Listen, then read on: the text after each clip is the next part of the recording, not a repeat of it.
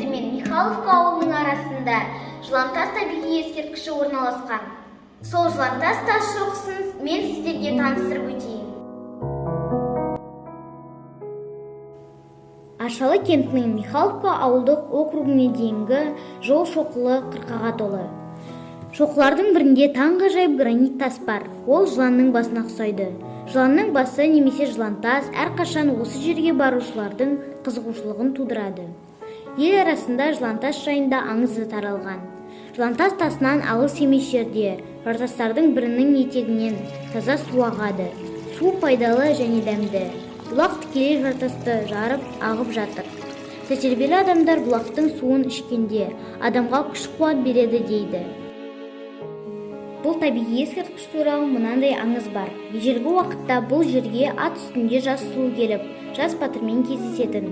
Жаумен болған сұралпыл шайқаста батыр ауыр жараланады. Өз күшін жинап, ол белгіленген уақытта белгіленген жерге келеді. Ал қыз кешігіп қалады. Қыз келгенде жігіт жансыз еді. Таудағы жас ару жігіттің жарасын жуатындай су беруді өтінеді. Дәл сол сәтте тастардың арасынан су шығады. Ол бұлақ еді.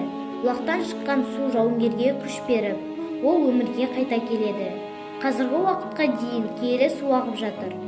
Тас төбешіктер осындай ғажайыппен адалдықты көріп, бұл бұлаққа қарауыл мәртебесін жер қойнауынан шыққан жылан басы Жылантасқа берген.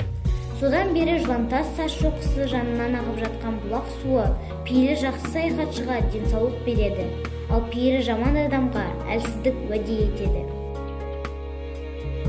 Жылантас тас мүсінінің бір ерекшелігі күннің жылуын бойында ұстап тұрады.